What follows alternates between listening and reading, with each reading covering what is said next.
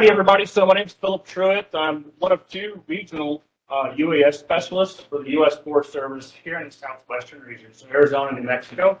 I also have my counterpart with me in the back, Mark Babaraki, and he'll be able to help out as well. And so today what we're going to talk about is kind of just an overview of what the Forest Service is doing in Arizona and New Mexico right now. Just a big kind of, 30,000 foot level of what's going on.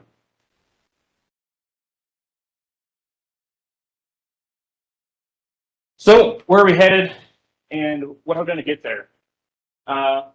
So remember about 10 years ago, we really didn't have a Forest Service UAS program, maybe a few folks testing it here and there. The first aerial mission was used, I think about 2019, 2018 was the first time we actually used a drone to light a fuel on a wildfire. So it's a really new program. And so some of the stuff we have done in the past couple of years, of course, as the U.S. government, is policy, policy, and policy. So we wrote a whole ton of policy to make sure that we're able to integrate into the national airspace system, and especially into the airspace above wildfires, because that can be super congested. We're sharing that airspace with large air tankers, helicopters, multi-engine aircraft, all in that same area over the fire, and having to coordinate that, how to make sure we're not going to have a mid-air collision. So do that safely, had to make policy and standards. And that's been a lot of work to make happen, but it really helps make our mission, not only on fires, but on our resource side, more effective and safer, so we're reducing that risk.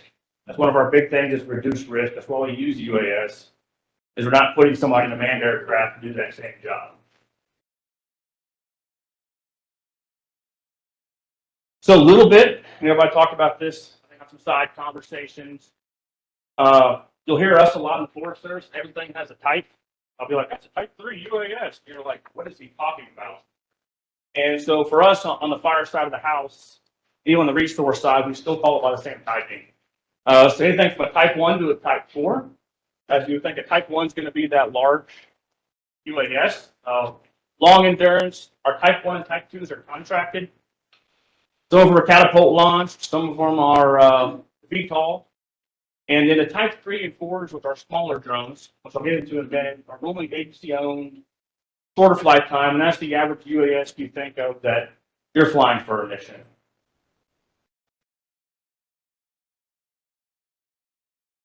So we'll go on the fire side. What's the role of UAS when it comes to firefighting in the Forest Service? One of our big things we do is situational awareness.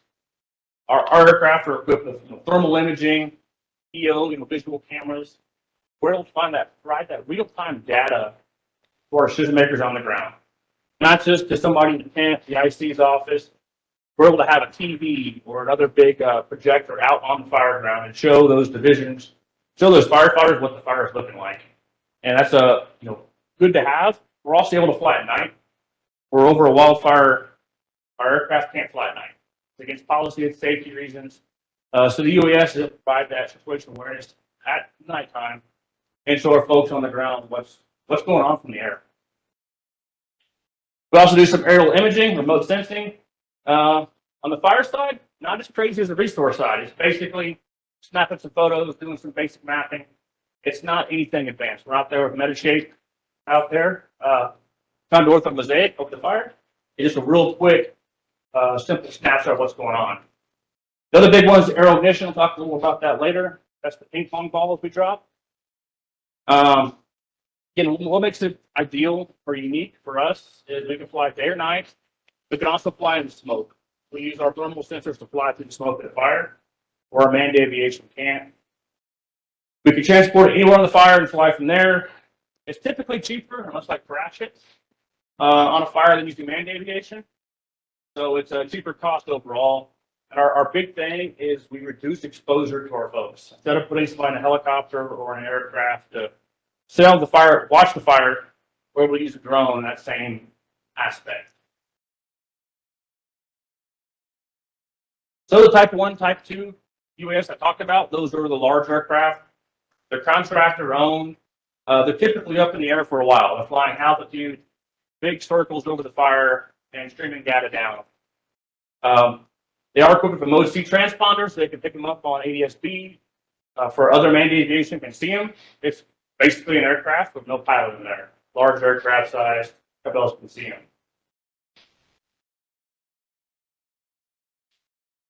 So some of the companies that have contracts now, the contracts are through the BLM, the Bureau of Land Management. I'm not going to go through that, but you can kind of see a couple of the aircraft here. So on a wildfire, we can use these guys, depending if they're available or not. You know, the availability is going to depend on if they have other missions they're doing, if somebody's paying them better than us, or if the aircraft's available to fly if it doesn't have any mechanical issues.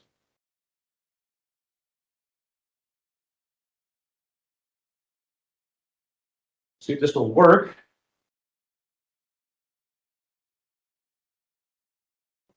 Okay. So we're going to skip past that one. Didn't work on here. That was a UAS, one of the type 1, type 2s, done where the hotspots were on the fire, spot fires at night. So our type 3, type 4 UAS is our basic UAS that we fly as government employees. Per policy, we have to have 2 types of radios. We have an aviation AM radio we have to have for the FAA and for our policy, talk direct to the aircraft on their channels, and a regular FM band radio that we use talk normally as fire crews on the ground. These things are good for small scale mapping, recon of fires, aero ignition. Got a video of that in a second if it'll actually play. Easily transportable, and these don't have a ADS-B on them. So the other aircraft, as y'all know, can't see us, which does make it really stressful on that pilot because nobody else knows we're flying except for our communication. So it's us seeing and avoiding the other aircraft flying with it.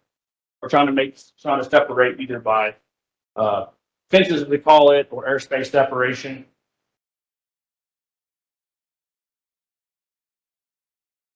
So fleet background, which is a big thing happening for us now. You know, in the past, until a couple years ago, we were able to buy pretty much any aircraft we wanted to buy. But currently, due to secretarial orders, bipartisan congressional acts, executive orders from Republicans and Democrats on both sides of the House, we're very limited what we can buy. So we have to really look at American produced and designed aircraft. It limits our ability to procure aircraft and use aircraft. We still do have some foreign manufactured aircraft we're using, but because of the secretarial orders, executive orders, we're having to really focus on testing and evaluation of new aircraft types. Because there's 3-4 years ago, there wasn't a whole lot of domestic American produced UAS. And so we've gotten really big into the testing and evaluation of aircraft. We have only a couple we've approved so far.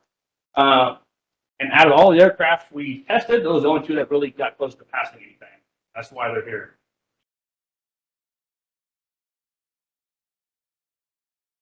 So what aircraft do we have? We have a Switchblade, which is right here. Vanna White, you want to show it on camera for everybody? Yeah. So this is one of our domestically procured, produced aircraft.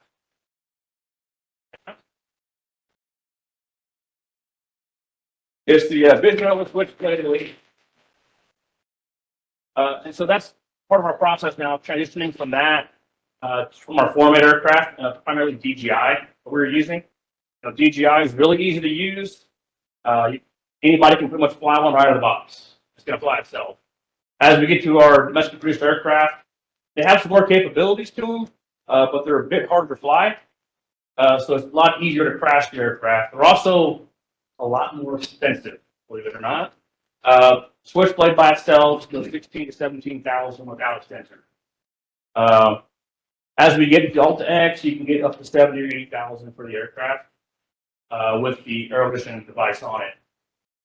So these aircraft get a lot costlier for us, but they're also a little bit harder to fly. So we've been having to work from finishing from our old foreign aircraft to these domestically produced and procured aircraft. And so that's kind of a big step we've been taking as the Forest Service. So it's kind of slowed down the program. You know, if you would have came 3 years ago and we had all the people we have hired positions, you know, all of a sudden we had to change, you know, flip the switch from going to Walmart to buying aircraft from there. That works great. But now having to, you know, go through the whole process of making sure the aircraft is made in the U.S., the parts are sourced from the U.S.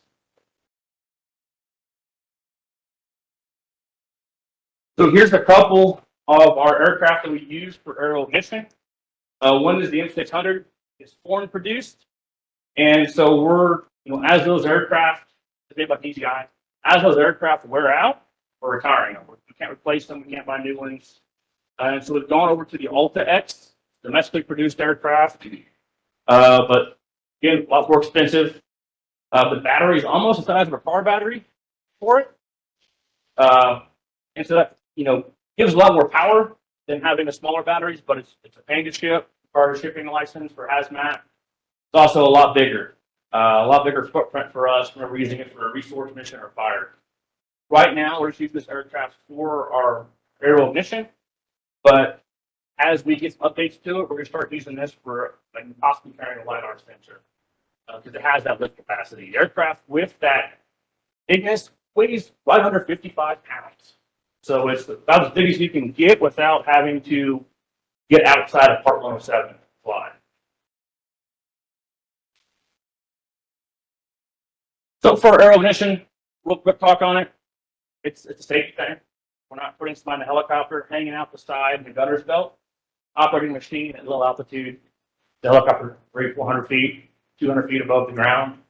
So it's a big safety thing for us, and we can burn at night. Conditions are good for us to actually use fire. We're during the day, it's hot, it's windy, it's dry. A lot easier to use during the night when the conditions are better for burning. So we don't lose the fire we like to stop the fire. So as you can see there, that's kind of a view from the aircraft at a daytime and a nighttime of us dropping their PSP balls. The cool thing about this program is it actually maps out where we dropped every ball. So we can come back and somebody goes, hey, where did you drop all those balls at? Or where did you burn at? We can show them a map. It doesn't show where the ball dropped. It shows where the aircraft dropped the ball. So we have some winds. We're going to have some drift where the ball actually landed, but we're going to know pretty close of how many balls we bought, how many spears, how many balls we dropped, and where they dropped at.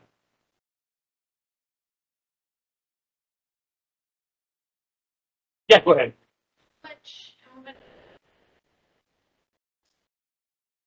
It can hold about 450, maybe 500 balls.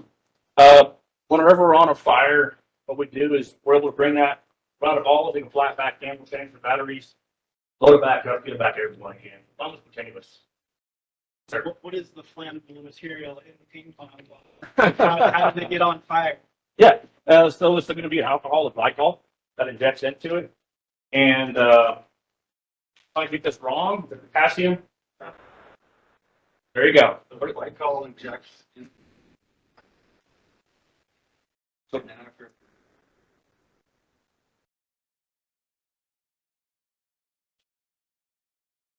It's glycol into potassium manganate. Usually the ping pong ball has an ejector, it hits it, and it drops it. And we can adjust how much the glycol goes in there if needed. One light a little faster or a little slower. So we can change that up. Am I doing on time? Okay. We're going to see if any of these are going to work. Probably not. It never does. Then sometimes it does. Browser's up to date, so no. So that's not working. Sorry at all.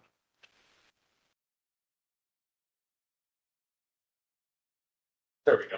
So YouTube videos, of course, aren't working. It happens 50% of the time. Other times it works great. But as you can kind of see here on these maps, those little dots you're seeing is where the aircraft actually dropped the spears at. So it does map it out. We do download that data. It does come in handy to see, especially post-fire, to see if our fire was, you know, if our fire there was maybe too intense. We nuked it, burned it off, and we're not meeting objectives. So it's good to come back and be able to have that data to see if we're doing what's needed It can be too hot, maybe not dumping enough gears, and it's not burning. So it's kind of really good to have that data. So we'll hop on to what we have here also here in the region is we just had our first class in the region and in the country for resource management pilots. It was held here in Mesa, February 7th to the 18th. Mesa was great that time of year. Right now, I would not want to be flying there. 105 yesterday or something. We had our first class. We were able to train 16 pilots to fly for resource management. And that included 2 weeks of training. So they had a week after already having their Part 107, which is a basic to get into our courses. They had to go through the selection process, take a whole bunch of online courses, which is very boring, and we stick them in 2 weeks of training. And so that first week of training, they go out and learn the basics of how not to crash your drone. What are our basic rules and policy? You fly some figure eights, some squares, just the basic flight maneuvers. And in that second week, we were lucky to have GTAC come down, as I'm talking about. And they developed a mapping course for the Forest Service. And so we're able to teach the pilots how to use the Metashape, how to do mapping projects with the mosaics. We set up a whole bunch of scenarios, either mapping an arc site, maybe just using EO photography to take photos of trash out there, just to kind of see if we can find it. Thermal, teaching how to use thermal cameras. We throw some random stuff in there too, like maybe search and rescue. You know, even though we're not training to go under fire, this is training for resource management. If you're out there doing a resource project and somebody's like, hey, there's the lost hiker over here, maybe it's outside of your policy and what you do, but I think as a human, you want to be able to help. And so we try to give them some extra skills outside of that basic. I'm only here to look at trees and vegetation. Here's some other stuff you may be able to do. And give them those skills. And after those 2 weeks, we try to put them out in the field. That's a photo here. That's also the same switchblade aircraft that Vanna White showed us earlier. And super happy to have that class here, be the first people to test it out. I'm really excited to see what kind of products we come out with. Up until recently, they had the 1 week class of how to fly a drone, how to not crash it. Okay, go make us some products. Go make us some maps. Go give us some terrain modeling. And with a week of how not to crash your drone, I get very many products out of that. And so we decided, okay, let's teach them how to do this. So we're excited to see that the extra education and instruction will help give us better products in the end because they've had that training now instead of just, hey, figure it out. And Sean, I know the classes are closed to the public right now. It's pretty selective to get in there for the classes. Right now, it's just agency employees. But in the future, that may change. They start to maybe in the future. Right now, it's just the Forest Service class. And so the DOI doesn't use it, just us. And so we're really in an infancy stage of the program. And so we got to see if it's going to work out or not. So we're learning. I got a lot of feedback, some good, some not good on the courses. We're going to see what happens to them, but I think we'll eventually make it interagency programs as it becomes available. But we got to figure. I want to get my stuff lined up for I'm like, here's the product. And you're like, this is a crappy class. I ain't coming back to this stuff. So we want to make sure we have have it going well first. So what has the Forest Service done? We had some basic class and 4, the 1 week class, and we have the extra stuff. We do some EO, visual, optical stuff, thermal imagery a lot. That's probably our bread and butter. A little bit of orthomosaics, some, I'll say small multispectral, a lot of mapping using a bad elf system or just getting parameters. On the right here, I kind of wanted to show this as an example of is here in the Prescott. They're looking about, hey, we have gates open, but we have holes in the fence from an in-holding to Forest Service land, or how is it coming across? We could fly it and try to map it out. Let's do orthomosaic, the whole fence line, it's all in one piece. But the pilot there and the guy that was working with us range was like, hey, can you just fly and find the holes? They flew it, found the holes, took photos, in and out, 15 minutes. Whole project's done. So I thought it was a really good example of we don't always have to go for the coolest tool. Sometimes we can go for the simplest tool, but that's all we need. Like the cool stuff. But worked out. We found there were cows going on both sides, as you can see in that photo. That's all it needed. That's all the project needed for that. So lessons learned, this is kind of when we talk into a bunch of photos and data. Scoping for projects, some of our projects, people come to me and they're like, hey, I got 100,000 acres. You could go out there and map this for me. I want ortho mosaic, 100,000 acres. Like, yeah, sure. Give me about a year and a half. We could really do about 300-400 acres a day if we're doing ortho mosaic mapping, not include the data processing side, which is another thing, but just the collecting. Everything is great. Everything's working fine. So for us, it's big of scoping the project. Is it too big, or is it a data set that we can't deliver? Are they wanting image resolution that we can't deliver? Maybe look at something else. Or they look at an area that's right next to International Airport, right off one way. They're like, hey, can y'all do this project for us? And so making sure we're scoping our projects, airspace, our capabilities, what's realistic and possible. And so on that, is it really good for the project, or it sounds cool to have? I don't know how many calls I get from folks that they just want to get a UAS on the project. They don't know why. But they want us out there. They want us flying. The project needs it. I'm like, do we really need the UAS, or can we just take a photo of this one cactus here you want? Some of it's that simple. It's a tree that wants to fly, fly the UAS around to get some modeling for it. If we could do. But a lot of folks, they just hear we have the technology and they want it. Here we have testing some LiDAR sensors. Oh, cool, LiDAR. Well, I want LiDAR for this. And I'm like, you're taking photos of grass. We're not worrying about anything but the photos of the grass. And so it's really, we have to look at it as an agency, or as y'all, as folks out doing the work, is do we need UAS, or is there something else to accomplish it easier? On that is the right tool for the job. Again, are we in condensed airspace? Is the project way too big?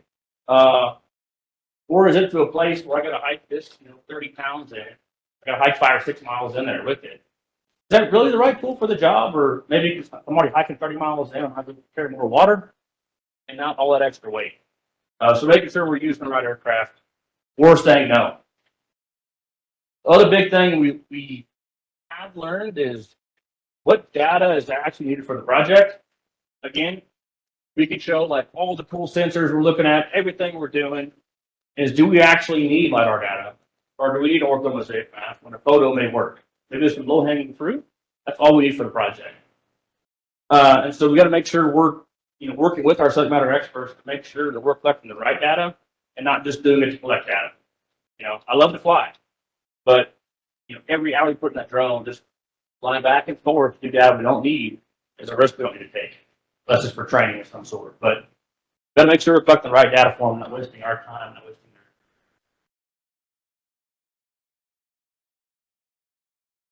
So real quick, some of the programs we use. Metashape, of course. Don't know how long we're going to use that for. Said earlier, it's a Russian program. So we don't know, but we still may have it. We also use Pix4D. I like Pix4D better than Metashape, so I'm not that smart like everybody in this room and listening. So Pix4D, I'm like, oh, I got this. Metashape, I'm like, whoa, way too much for me. We use both products. We also use various ARC products. I'm not going to go over all the lists we do use, but anything available to the government we try to use. And then a lot of our stuff that I have found is a lot of programs for video or photo editing. So many times working with leadership or working with the community, all they want is photo or really cool video. We flew a project that was in the middle of a fire, and the fire was going through a not a wetland, but a watershed area. And they wanted to see before, during, and after the fire of what the fire behavior was, what it looked like. All they wanted was video. And so we flew 3 miles down that canyon before the fire got there. We flew 3 miles down it again, and the fire was burning through it. And then we flew 3 miles again after the fire burned through, all in video form. So that way they could make a determination quickly. We sent the video off the same day to them. And they were able to make a determination, are we going to have some big issues from this, or is it not as bad as we think it is? Because they were freaking out. It's going bad. We're going to have, oh, it's going to burn out. It's going to nuke it. It barely burned through it. So we use a lot of programs to edit that down and send it out. Future UAS, people are kind of short. A lot of challenges coming for UAS, whether it be legislative They're coming from Congress. That changes by the day of what they think they need to ban or what they need to do. And so that's a big challenge for us as trying to anticipate what's going to happen. What's going to happen tomorrow or next week when it comes to government. Also, it's policy and technology. Policy is always behind technology, especially when it comes to us, to the U.S. government. We're way behind. Technology is ever evolving and ever changing. And so our big issue is how can we make policy quickly adapt to changing technology. Technology changes every day. Every day, I hear about new sensor, a new aircraft, way better. But policy takes a long time to catch up. And so we have to work on our policy to adapt to technology and then find ways to, as we get new technology, not to be slow at adapting it, but not to jump on board and just put it out there and total failure. Making sure we're doing proper evaluation of technology, so we're getting good stuff in and using it, but not being too cautious or waiting years and years to adapt to technology. And that's the big issue. Again, everything changes. How can you afford to keep up with all the changes? And figuring that out. What's in the pipeline, really, for our UAS program? It's a lot of stuff. We went from, well, we had 5 pilots last year, 6 pilots in the region for the Forest Service, and now we're looking at about 26, 27 pilots we've trained we have in the region. So we've quadrupled the amount of available resource and fire pilots. That's been across the nation for the Forest Service and the DOI when it comes to federal agencies putting pilots in. The other stuff is we're looking at a lot of big time technology outside the small UAS world. You know, looking at larger UAS that have artificial intelligence on board, looking at pseudo satellites for connectivity over fires or disaster areas. Also looking at large UAS that can transport large stuff around, maybe 100 pounds, maybe 1,000 pounds. But trying to be open to that with research and with our policy. So as the technology changes, we have those aircraft available. We can adapt and bring it in, use them, and not be waiting 20 years behind Amazon. I will be, but not be that far behind what the industry is doing when it comes to government, public safety, and our resources. So on that, do I have any questions? Sure, I probably have 1 or 2.